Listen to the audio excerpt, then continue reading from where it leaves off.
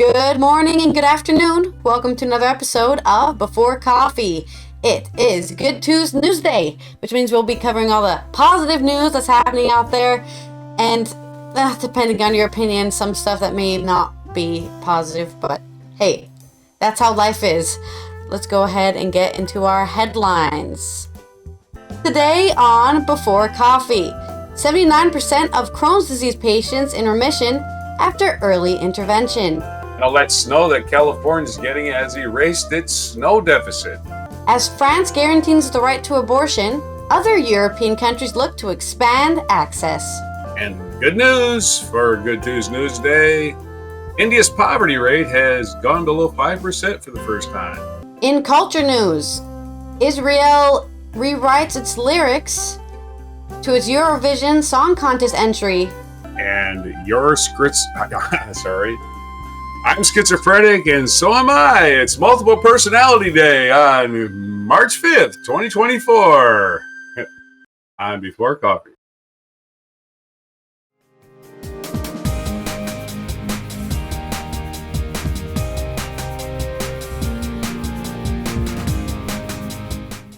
Second.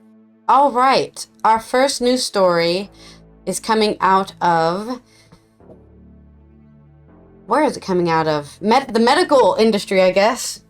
New medicine discovered that helps treat Crohn's disease and puts them in remission. This is from New Atlas by Paul McClure. Giving an immunotherapy drug as soon as possible after diagnosis with Crohn's disease significantly reduces complications, including the need for surgery by a factor of 10. A clinical study has found. Compared to the conventional treatment, which favors delaying the use of advanced therapies, the results suggest rethinking how the condition is treated. Falling under the umbrella of inflammatory bowel diseases, IBD, Crohn's disease is a painful and disabling chronic disease characterized by flare-ups that can cause progressive bowel damage. The standard treatment for actual flare-ups is steroids to reduce inflammation. Advanced therapy, which includes immunotherapy drugs, isn't usually given until after conventional treatments have failed. Despite treatment with the current regime, surgical resection of the bowel is still needed in 17 to 25% of patients within 5 years of diagnosis. That's a lot of people. Led by researchers from the University of Cambridge in the UK, a clinical trial examined the effectiveness of giving the immunotherapy drug infliximab earlier, as soon as possible after diagnosis. They employed what's called a top-down strategy, meaning the drug was given straight after the diagnosis regardless of the patient's symptom severity. As soon as patient is diagnosed with Crohn's disease, the clock is ticking, and has likely been ticking for some time. In terms of damage happening to the bowel, so there's no need to start on advanced therapy such as infliximab as soon as possible, said Nuru Noor, the study's lead author. Infliximab is a monoclonal antibody that enhances and improves the immune system by blocking tumor necrosis factor alpha, TNF-alpha, protein cells produced during acute inflammation. The drug is injected intravenously into the bloodstream or under the skin. Although due to historical concerns about infliximab's cost and side effects, including an increased risk of infection due to suppression of the immune system, the drug is currently only offered later in the disease's course. And I've got a little chart here, right, that I'll read for you that says active Crohn's disease. That's the start point. Top down, start the infliximab immunomodulator. So give them the anti TNF-alpha drug. If remission continues, continue giving the drug. If flares escalate, check a different figure. I guess figure 1B, I guess is the second one. Oh yeah, if it accelerates, start doing steroids. And then just continue doing that until either you enter remission or you have to continue with disease flares, steroid courses, and increasing quality of life. So the idea is they want to get rid of steroids quite quickly within being diagnosed. This is like a 48-week program. And I think they want to start within 4 weeks, they want to stop giving you steroids, right? But with the idea is with the immunomodulator, you can wean people off steroids way quicker, I guess, that 4-week limit, instead of having them on probably steroids for way longer. The researchers enrolled 386 patients aged 16 to 80 with active Crohn's disease diagnosis the previous 6 months. All patients were given an 8-week course of oral steroids, and then randomized into one of the 2 treatment groups and followed for a year. The top-down group received the early infliximab combined with an immune system modulating drug, whereas the accelerated step-up group received conventional therapy focused on treating flare-ups, so treating symptoms instead of treating the actual disease. The results were striking. At 1 year, 79 of patients receiving the top-down treatment showed sustained steroid and surgery-free remission, compared to the 15% in the accelerated step-up group.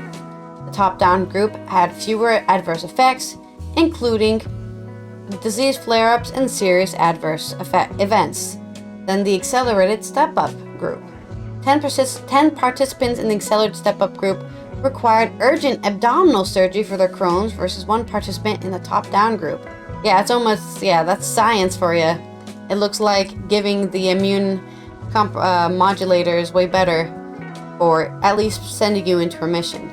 2/3 or 67% of the top-down patients had no visible ulcers when they underwent an endoscopy camera test at the end of the trial. Endoscopic remission, as is known, is important as it has consistently been associated with a decreased risk of later Crohn's disease complications. Most previous clinical trials have considered a therapy highly successful if 20% to 30% of patients achieve endoscopic remission, and they had 67%. So the goal was to get 20 to 30, and they got double that, more than double that. So to top it off, patients in the top-down group also reported a higher quality of life and fewer hospitalizations. Historically, treatment with an advanced therapy like infliximab within 2 years of diagnosis has been considered early and an accelerated step-up approach, therefore good enough, Nor said, but our findings redefine what should be considered early treatment. We've shown that by treating earlier, we can achieve better outcomes for patients than have previously been reported. You'd think that would be obvious to treat something early, but sometimes actually treating things early can cause worse complications, which is why they were worried about this early treatment position, because they might make their patients more compromised to other diseases because they're immunocompromised. Contrary to previous concerns, the researchers found no difference in a risk of serious infection. That's very important. So the thing they were worried about was actually not a more at risk. The two treatment groups suggesting that infliximab was safe to give early. Moreover, infliximab is now available as a cheap or generic or a biosimilar drug in both the UK and the US. In Australia, treatment with the drug is subsidized through Pharmaceutical Benefits Scheme. So if you live in any of those countries, I think they're only talking about, I don't know what it's like here, but if you live in any of those countries, congratulations, you can cure or go into remission. I don't think you can cure Crohn's disease yet, but you can at least go into remission and improve your quality of life. Until now, the view has been, why would you use a more expensive treatment strategy and potentially overtreat people if there's a chance they might do fine anyway, said Miles Parks, corresponding author of the study. We now know we can prevent the majority of adverse outcomes, including the need for urgent surgery, by providing a treatment strategy that is safe and became increasingly affordable.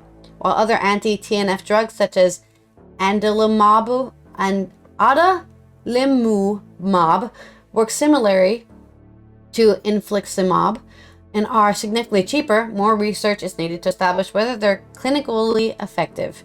Researchers are now analyzing the health economics to see whether the benefits of infliximab therapy outweigh its cost. So they've done the science, now they're doing the actual economic, I guess, side of it to see, okay, so this can treat it really well, but can people actually afford that increased quality of life? Or do we need to find a more efficient drug and a cheaper drug even that we can create to help increase Crohn's disease patients' lives? So good news for everyone with Crohn's disease. You have a 79% chance of going into remission with this new treatment option. Onto your story. Okay. Quality of life. Hopefully we just don't lower our standards for what quality means. Huh? And sort of good news, bad news, which could lead to good news. This is Los Angeles Times, authored by Hannah Freyong Rong Doing Lin II. That's one person's name.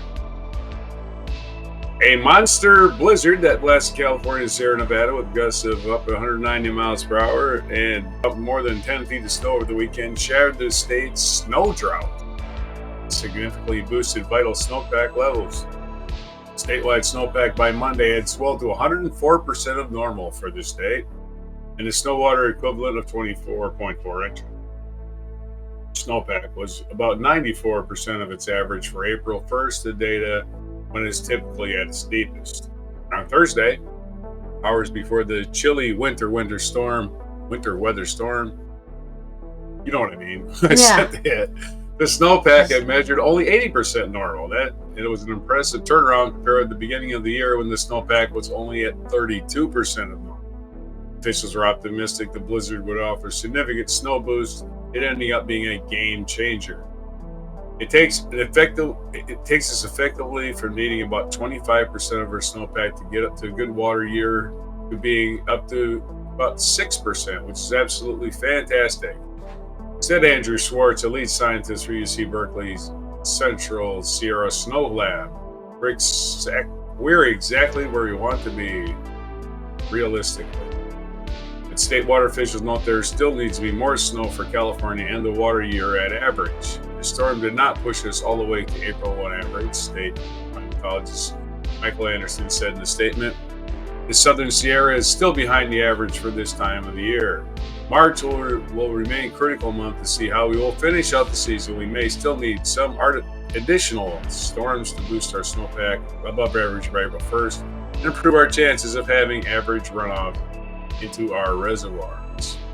Dmitry Alizos, a water supply manager at the Metropolitan Water District of Southern California, said he thought this Sierra blizzard would significantly improve Southern California's water supply. He thinks the district will see an increase in its allocation of water supplies from Northern California. Well, you're counting on Northern California, saying, here's some water, Southern California. Maybe they don't. Yeah. Anyway, these storms definitely will improve our water supply situation for sure this year, Polizos said. The weekend storm, which originated in the Gulf of Alaska and picked up a significant moisture over the northern Pacific Ocean, was the strongest of the winter season in terms of snow and left some impressive totals at Sierra ski resorts. Over the 4-day period, Sugar Bowl recorded 10.5 feet of snow, and at Soda Springs, about 14 miles west of Truckee, 9.7 feet of snow fell. At nearby Kingville, 8.8 feet of snow dropped. They've been pretty phenomenal, meteorologist Amanda Young of the National Weather Service Reno office said of the snowball totals. Over the weekend, Sugar Bowl published a video of accumulated wind-blown snow blocking most of the doorway. Out Clinton. Mammoth Mountain saw up to 4 feet of snow in higher elevations with 2 or 3 inches falling in the last 24 hours. The ski resort reported on social media. The resort was forced to close Sunday after being battered by winds up to 70 miles per hour. It was beginning to reopen chairlifts Monday, but it was still reporting delays because of strong winds. More than 8 feet of snow fell in the Palisades Tahoe Resort, which also battled 180 mile per hour winds. Can't ski in that. No way. Fly. Yeah, maybe. You can fly. Not the direction you want. Is that what jet skiing is? What? Jet skiing. 180-mile winds that blew out windows on its upper terminal, filling it with snow and stymieing operations. Though there were some doubts on Thursday whether or not we were going to get through the start of the season, the weather forecast proved to be accurate. Liz Bargan, an employee of Palisades Cairo Resort, wrote on its website. So big snow in California. It's going to bring drought relief later in the year when it starts to melt, and hopefully they can contain enough of it, not waste it. And there you go. Back to you. Let's have some more good news. Yeah, it's always good to have water since, we need it to live. So. Bless you. What? All right. Our next story is from France and, the rest of Europe on AP News. As France becomes the only country to explicitly guarantee the right to abortion in its constitution, other Europeans look at the U.S. rollback of abortion access and wonder, could that happen here? Abortion is broadly legal across Europe, and governments have been gradually expanding abortion rights, with some exceptions.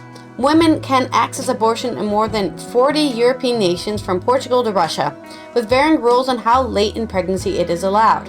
Abortion is banned or tightly restricted in Poland and a handful of tiny countries. In 2022, U.S. Supreme Court decision overturning a long-held abortion right was the catalyst for the French Parliament overwhelmingly to vote Monday to add a constitutional amendment proclaiming the freedom of women to have recourse to an abortion is guaranteed. Here's a look at recent developments on abortion rights in some European countries.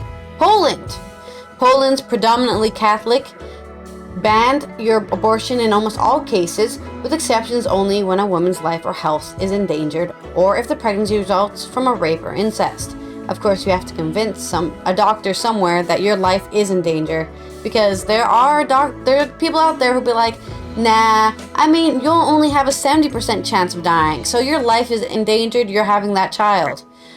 For years, abortion was allowed in the case of fetuses with congenital defects. This was struck down in 2020 because it can be seen as eugenics, to be like, you're gonna have a child with Down syndrome, get it out of me now, And also, it's not a guaranteed science. There's actually been many stories of people who were told that their child will be born with Down syndrome. It gets born healthy and fine, nothing's wrong with it. And then other cases where your child is going to be healthy and then it comes out and has Down syndrome. So it's not actually predictable like that. We are not in sci-fi land where we can predict the outcome of our children from the womb. It's all up to the magic of science. Many of these restrictions have led to deaths, primarily of women later in their pregnancies who wanted to have the child. Women's rights activists say doctors in Poland now wait for a fetus with no chance of survival to die in the womb rather than perform an abortion. Several women in such cases developed sepsis and died. See what I'm talking about? Oh, you can have abortion as long as you're not going to die. Okay, sure. Abortion is a hot topic under the new government. Many of those who elected Donald Tusk's government want an easing of the law, though there's resistance from conservatives, because that's what conservatives do. They resist change. Politicians are debating whether it should be settled by a referendum. Britain. In Britain, abortion was partly legalized in 1967's Abortion Act, which allows abortions up to 24 weeks of pregnancy if 2 doctors approve. So you need to convince 2 people to care about your life. Later, abortions are allowed in some circumstances, including the danger to the mother's life. But women who have abortions after 24 weeks in England and Wales can be prosecuted under an 1861 offense against the Persons Act. Last year, a 45-year-old woman in England was sentenced to 28 months in prison. I'm sure that's great for everyone, for ordering abortion pills online to induce a miscarriage when she was 32 to 34 weeks pregnant. After an outcry, her sentence was reduced. Lawmakers in Parliament are due to vote this month on whether to remove this relevant section of 1861 law. I would say it's an irrelevant section of 1861 law. I don't think there should be any law from the Victorian age still in action right now, unless it's don't murder people, which is obvious. Although doctors who assist women ending pregnancies with late abortion could still be charged, abortion is not as divisive as an issue in the UK as in the US, and the change will likely garner enough cross-party support to pass. In the Western Balkans, the former communist-run Yugoslavia started expanding abortion rights in 1950s and inscribed them into the 1974 Constitution, which said a person is free to decide on having children. This right can be limited only for the reasons of health protection. After the Federation split in the Bloody Wars in 1990s, its former republics kept old abortion laws, but they are seen as stopping short of what France did Thursday in spelling on the guarantee. In Serbia, for example, the 2006 constitution states that everyone has the right to decide on childbirth. There have been calls for this to be revoked, but only from marginal groups. People attended a protest in solidarity with women in Croatia on May 12, 2022, because when a woman was denied an abortion despite her fetus having serious health problems and not being alive after birth. In staunchly Catholic Croatia, influential conservatives and religious groups have tried to get abortion banned, but with no success. However, many doctors refuse to terminate pregnancies, forcing Croatian women to travel to neighboring countries for the procedure. In 2022, Croatia saw protests because of health issues. Malta eased up on the strictest abortion law in Europe last year, or in the European Union last year. Acting after an American tourist who had miscarried had to be airlifted off the Mediterranean island nation to be treated. Sorry, we can't help you because that's illegal here. I think we talked about this too. I think we talked about this last year. I was like, oh, sorry, we can't abort your miscarry. Right? It's miscarried. The child is dead. There's no fetus. There's nothing. Right? It's a miscarry. But because of their laws, they can't even help somebody who's miscarried, which is a normal and natural thing the body does. Sometimes the body's just like, nah, it's not going to work out, guys. Cancel the trip. The new Maltese legislation is still strict, saying a woman must be at risk of death, or be dead, I think, to obtain an abortion, and then only after 3 specialists consent. So while they're dying on the table, 3 people have to argue whether or not they agree. If the risk of death is imminent, only 1 doctor's approval is necessary. Oh, so sorry. If they're dying on the table, 1 doctor can agree. Unfit the new legislation, Malta has banned abortion for any reason, with laws making it crime punishable by up to 3 years in prison to have the procedure up to 4 years to assist a woman in having one. Fun fact, guys, if you force people to have babies, you make a terrible society.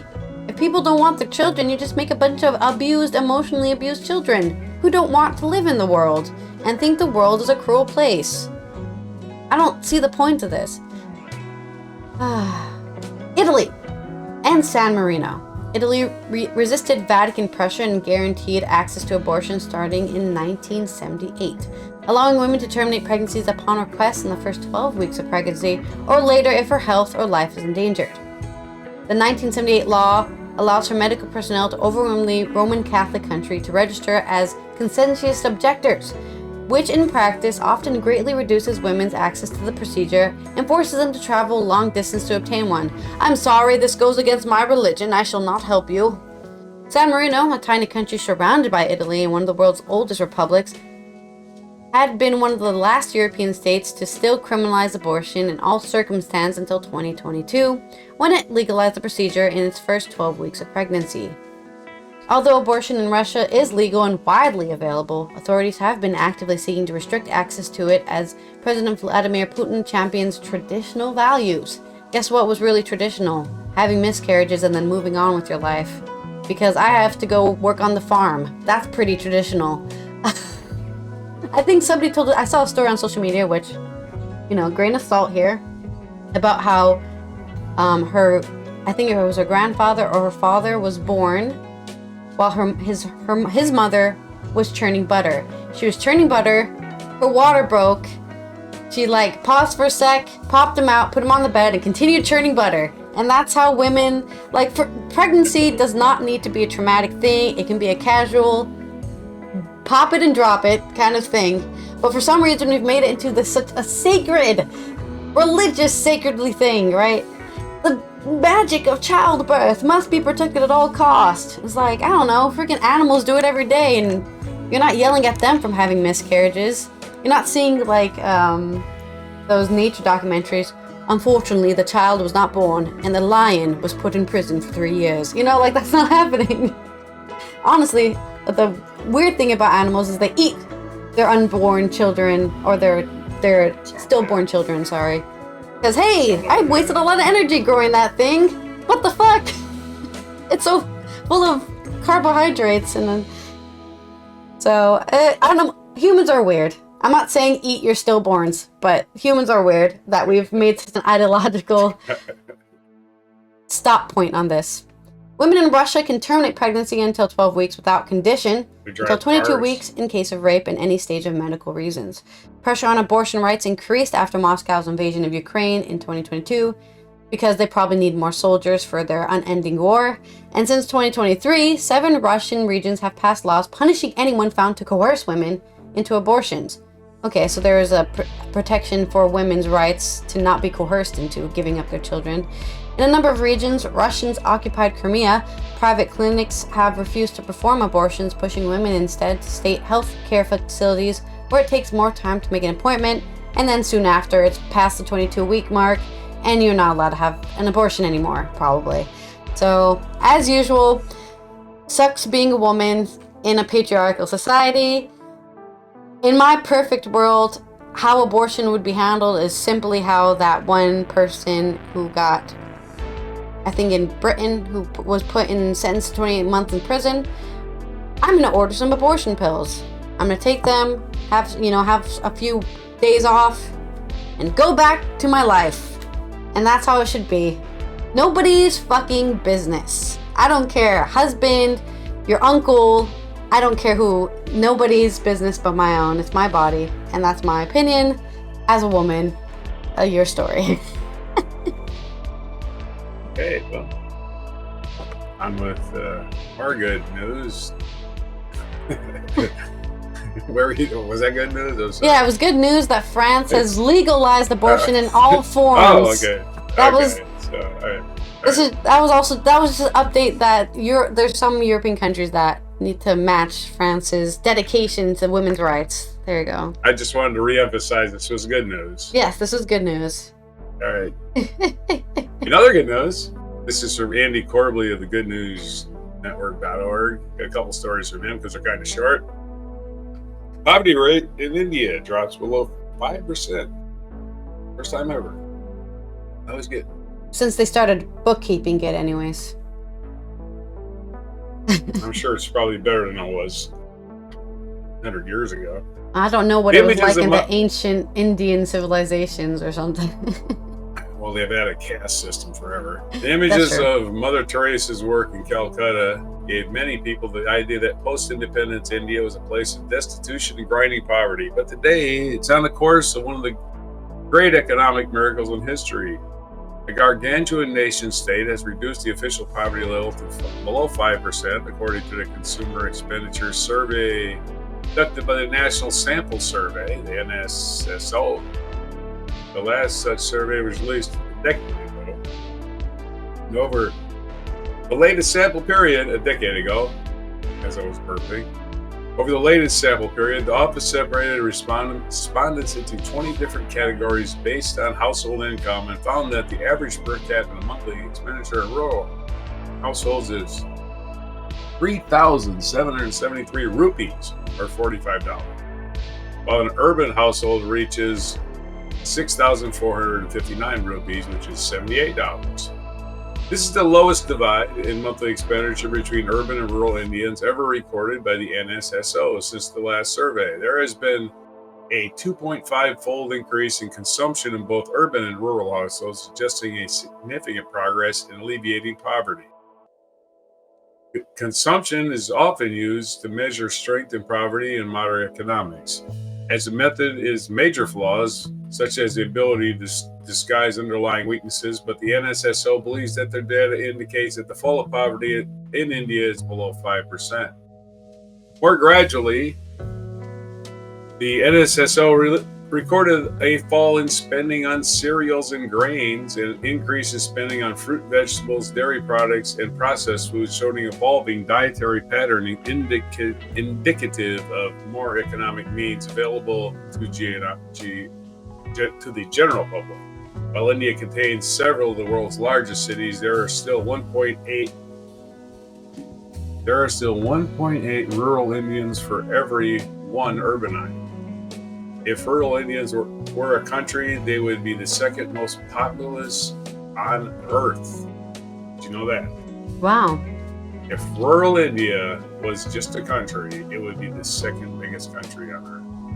There's a lot of people in India. Yeah, just rural India, second biggest. Of course, India is the most populated country on Earth, passing China. Another good news, toads. This is also from Andy Corbley. Village saves 45,000 toads from roadway deaths, cutting casualties by 60%, all the way down to a 3% rate. Dispersed around the UK, hundreds of heroic volunteers soak themselves to the skin on early spring nights in order to save toads, frogs, and newts from being squished into the tires of passing cars. This network of volunteer societies are literally transforming England by slowly walking across the dark asphalt with high-beam flashlight with a high-visibility jacket, picking up amphibians and dropping them into a bucket for safe transport across the road. They're reducing the toll of roadkill on local amphibian populations by enormous amounts, and ensuring they can keep up the valuable ecosystem services like keeping insect populations in check and filling the spring air with their soft croaking songs.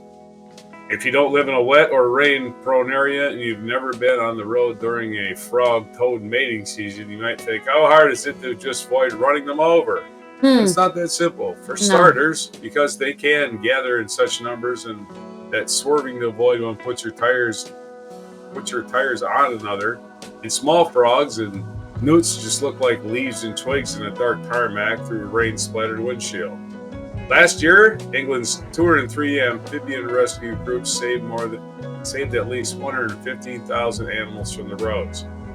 The Guardian's Adrian Sherratt went out one night with Cheracombe Toad Rescue near the ancient city of Bath to photograph and participate in rainy night's rescue operations. The group has brought the numbers of amphibian deaths road crossings down to 3% from 60%. When you think that in March, hundreds of mama toads and frogs cross the street with bellies full of eggs, that equates to the survival of thousands of animals.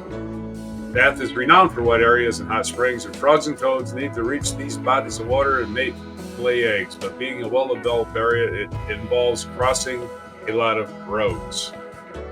I find it very emotional, actually, said Angela, a Cheracombe volunteer, and it becomes more emotional as you do it. You see a creature that's so vulnerable, you just sat there, and you see it's pregnant and bulging with babies. You want them to have a fighting chance to making it to their breeding grounds. Cheracombe has been active during the breeding season since 2003 and have saved over 40,000 animals from roads. There's a waiting list to join the 50 or so volunteers needed for the operation, which also crowdfunds a £1,500 sum to pay for the main road to be closed during the breeding season. Frog Life is a charity that coordinates the mass data collection that these efforts generate. They also help connect those desiring to volunteer with toad patrols in the area. Toad patrols. On that note, there are dozens and dozens of toad patrol groups that need new members, particularly in Cheshire, Lancashire, and the Isle of Wight. So there's your update on your frog news, your toad news, and your newt news. In case you're wondering, England cares about its newts. Newt. Thank you. All right. In our culture segment, we're going to talk about Israel, but not in a negative way. Well, maybe in a bit of a negative way, because they've decided, hey, if we want to be in Eurovision, we can't be political. That's the whole point of the Eurovision Song Contest. No politics, just people singing, and it's just a way for broadcasters to get people to turn on their TVs. Really, that's the whole point of it. And their contestant from Israel has changed the lyrics to its Eurovision Song Contest entry, saying the original ones were deemed too political. Israel's national broadcaster said on Monday, which was the 4th of March. Israel originally submitted a song titled October Rain to be performed by 20-year-old singer Eden Golan. If anybody remembers what happened to in October, then you know how that's already political in itself. Israel's selection process for this year's contest unfolded against a backdrop of turmoil. The country's original televised selection process was postponed after the terror attack on October 7th, the BBC reported. Oh, sorry, this is from Business Insider by Mia Jalkowicz, by the way. I did not say where I'm reading this from. Golan later dedicated her entry-winning performance to the 130 Israel hostages being held in Gaza, the outlet reported, which of course made it very controversial because the entry began in February when the state broadcaster KAN, which manages Israel's entry, announced the European Broadcast Union, or EBU, said that October Rain was too political. You don't say. We see what you're doing there. The EBU, which runs the contest, also requested changes to lyrics of a second song KAN had submitted titled Dance Forever, the Times of Israel reported. The EBU declined to confirm this to Business Insider, instead saying that the discussions of the entry are confidential and are still ongoing between it and the KAN. On February 22nd, KAN said it would not withdraw October Rain while publishing its lyrics in full in English and Hebrew. These include lines such as, "Riders of history, stand with me. I'm still wet from this October rain." At the time, Miki Zohar, Israel's Minister for Culture and Sport, wrote to the EBU in protest, arguing that the song was not political, but said that it reflects the feelings of the Israel people during a complex period for the country, KAN reported. But a few days later, KAN reversed its stance after President Isaac Herzog said that Israel must have its voice heard with its head raised high and fly its flag in every global forum, particularly this year, the Times of Israel reported. The formal deadline for all countries to submit their songs is March 11th. The new song titled Hurricane is based on the same melody as October Rain, but now has lyrics that deal with personal issues, KAN reports. Golan, the singer, said in a statement that this is a different and distinct year, and we are dealing with things we do not deal with in the past, the Times of Israel reported. It's more important to me than ever that represent my country with pride, she added. The Eurovision Song Contest has long attempted to maintain strict political neutrality, a difficult feat with 28 countries performing its final extravaganza. One of the cornerstones of the contest is the non-political nature of the event, it is said in a statement last year, when it rejected a request from the Ukrainian President Zelensky to address the crowd. This year, Israel has also faced calls for boycott from artists in participating countries related to the ongoing conflict in Gaza. These include petitions and open letters circulating among the industry professionals in Iceland, Finland, Norway, per the BBC. On Sunday, Vice President Kamala Harris rebuked Israel for a humanitarian catastrophe over its invasion of Gaza, which, according to the United Nations, has killed about 25,000 civilians. Not soldiers, civilians. So, there's your news update on how we're just gonna smile and watch our pretty lady sing a song and pretend there isn't anything bad happening in the world, because those broadcasting companies know they're gonna cash out big, because people are gonna watch it just to see if anything bad will happen. Maybe somebody will protest and get kicked out of the show, something.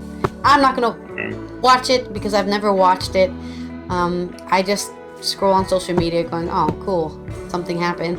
So, hopefully they don't win. I guess that's my only thing. Right. Because if you win, you have to have the contest. And honestly, the joke of the Eurovision contest is you don't want to win because you don't want to host it. That was the original intention. It was goofy and bad and cringe on purpose so that you wouldn't win. It's for schmaltz. Yeah. It's for schmaltz. It's schmaltzy. Yeah. Happy, So, non-political, there's your culture news, irrelevant I guess. music. Got it. It's like, yeah. Let's go to a New Year's Eve party and get lectured to about politics for 4 hours. Right? No. They want to have fun, and that's what we're all about on Good Tuesday. But we do have to look at this day in history. 1798, Napoleon invaded Switzerland.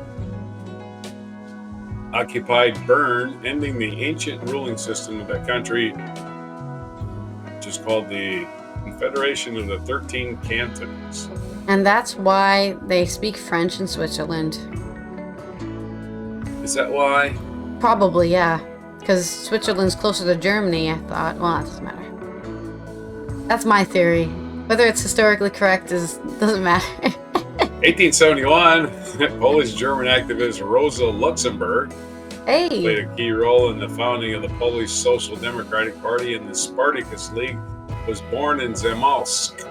The Spartacus 1887. The Spartacus League. 1887, Brazilian musician and Latin American composer Heitor Villa-Lobos was born in Rio de Janeiro. 1946 is our mic drop. British Prime Minister Winston Churchill popularized the term Iron Curtain, describing the separation of the Soviet Union and its Eastern and Central European allies from Western nations in a speech in Fulton, Missouri. In 1953, Soviet Premier Joseph Stalin died at the age of 74 and was succeeded by Georgy Malenkov. 1955, Chinese author Mo Yan, who won the 2012 Nobel Prize for Literature for his imaginative and humoristic fiction, was born this day, 1955. 1963, American country and western singer Patsy Cline died in an airplane crash at the age of 30. Famous for her songs I Fall to Pieces, kind of prophetic, and Crazy, which is very fitting on Multiple Personality Day, right? Mm-hmm. Crazy for being schizophrenic.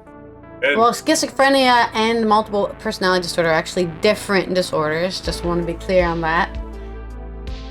All right. Thank you for the clarification. Now, clinically, totally different things. And of course, Willie Nelson wrote Crazy, and he's still alive and kicking. And then, of course, but is he crazy? Is the question. I don't think Willie Nelson is crazy. He's just diagnosing the way he feels when he's in love. I wrote that song. Yeah, that's he's not a professional. He's merely, this is a layman's opinion. He was crazy for feeling the way he feels. 1979, U.S. space probe Voyager 1 flew by Io, the innermost of Jupiter's satellites, observed 9 active volcanoes on its surface. Took a couple pictures and wow. I'm going. 2013, Venezuelan politician Hugo Chavez died at the age of 58. Kind of young for somebody to die. There he goes. Died this day in 1958. That was our featured event. Let's make sure it's March 5th. Oh, yes, it is. The Boston Massacre happened on this day. Harassed by a mob, British troops on this day in 1770 opened fire, killing Christmas addicts and 4 others. The Boston Massacre, an event that galvanized anti-British feelings and led up to the American Revolution. And feature biography is Sung Mi Ling, Chinese political figure, born March 5th, 1897 in Wangchang, China, and died October 3rd, 2003 at the age of 106 in New York City. And here's a picture of her in here, a color picture of her with Eleanor Roosevelt. So yeah, she lived a long life, 106. Zhu Enlai's birthday today, premier of China, born in 1898. Rex Harrison, British actor, My Fair Lady. The rain in Spain falls mainly on the plain. He's that guy. Professor Henry Higgins does. Rex Harrison's birthday, born in 1908. And Pier Paolo Pasolini, Italian author and director, was born this day in 1922. Daniel Kahneman, an Israeli-born psychologist, born in 1934. And Joel Osteen turns 61 today. He was born on this day. Joel Osteen, American televangelist. Yeah, and what his day church is it got today? shot up, right? Yeah. a month ago. Yeah. On Super Bowl Sunday, is church got shut up. Besides multiple personality day, it's National Cheese Doodle Day and National Absinthe Day. Absinthe is that funny tasting liquor. It's often mistaken for a liqueur. It is truly a spirit because it isn't sweet. It belongs to the vodkas, gins, and whiskeys in category. The spirit is made by infusing wormwood, fennel, anise, and other herbs in alcohol through distillation. But it tastes like licorice. There you go. I do like licorice. Happy Absinthe Day. Which is, March 5th, 2024. Before coffee and before you get drunk. For many things. Before absinthe and cheese doodles. Don't have cheese doodles for breakfast. That's not nutrition. This has been me, Allison, that's my name. I already forgot my name. Here on Good Tuesday News Day, where I've got a little, I got a little passion, I guess, about the good news and the bad news and all the news. We will see you tomorrow for Wacky and Weird Wednesday, where we will be covering all the weird oddities that are happening out there.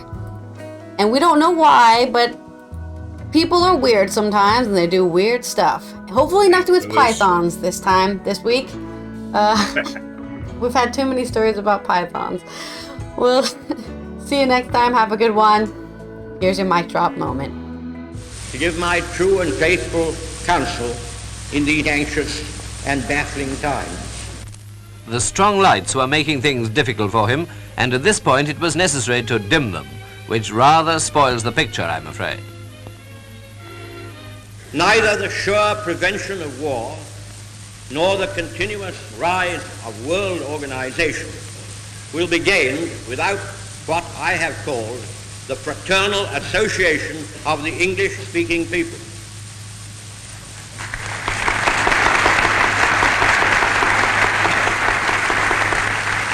This means a special relationship between the British Commonwealth and Empire and the United States of America. Ladies and gentlemen, this is no time for generalities, and I will venture to be precise. A shadow has fallen upon the scenes so lately lighted by the Allied victory.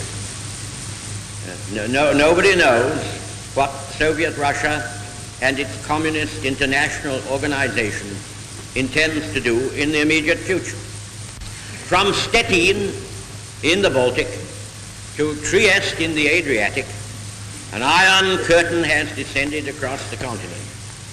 I do not believe that Soviet Russia desires war.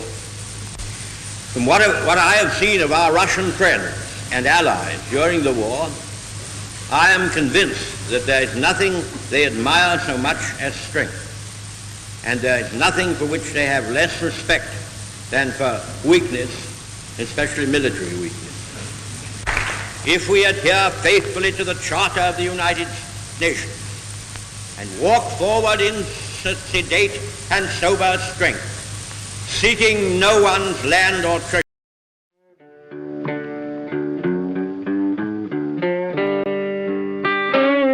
Be sure to hit the like, subscribe, and notify buttons, and follow our other channels, Toxic Alley, History of Gravy, and Scratchy Old Records.